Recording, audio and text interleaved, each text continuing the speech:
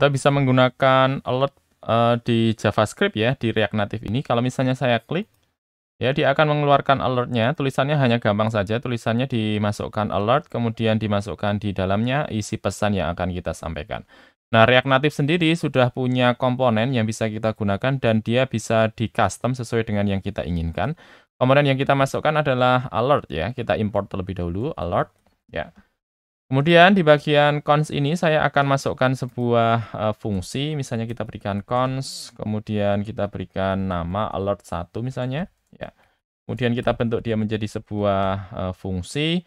Nah, kalau kita akan menggunakan komponen alert ya di bagian React Native, kita tinggal tuliskan alert titik ya, alert.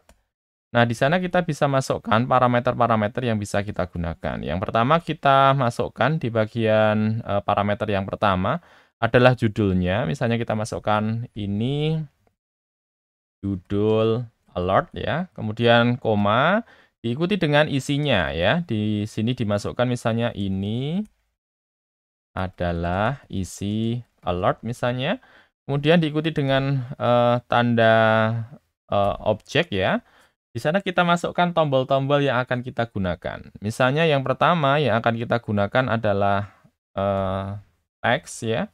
Teks T2, kemudian diisi dengan nama tombolnya, ya isian tombolnya, cancel misalnya. Kemudian diisi dengan koma, diikuti dengan on press. On press. Nah, on press ini akan kita isikan apa yang akan terjadi kalau misalnya tombol cancel ini diklik ya. Ini kita masukkan dengan tanda kurung biasa, kemudian diikuti dengan tanda panah, dan kemudian diikuti dengan perintahnya. Coba kita keluarkan saja dengan konsol ya, konsol titik log ya. Kemudian kita keluarkan tulisannya. Saya diklik atau misalnya kita ganti ya. Klik cancel. Oke, kemudian diikuti dengan koma, kemudian diikuti dengan stylenya ya. Stylenya ini akan kita gunakan untuk menandakan tombol apa yang dijalankan ya. Ini kita pilih yang bagian cancel. Coba kita Ctrl S dulu. Ya. Kemudian saya klik di bagian menunggu klik ini. Oke, sebentar. Ini bukan alert ya. Kita ganti dengan fungsi yang baru saja kita buat. Kita masukkan alert 1. Ya. Kemudian kita Ctrl S.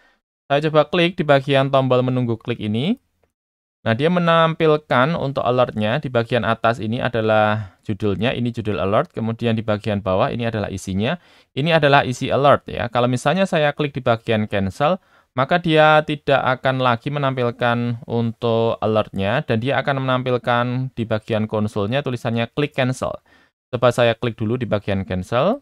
Ya, kemudian saya lihat di bagian konsolnya ada tulisan ya klik cancel karena kita menjalankan tadi yakni adalah tombol cancelnya. Nah, di bagian teks ini kita bisa tambahkan lagi ya koma, kemudian kita ikuti array yang lain. Misalnya kita tampilkan tombol selain cancel, ya ini adalah OK misalnya. Teks OK.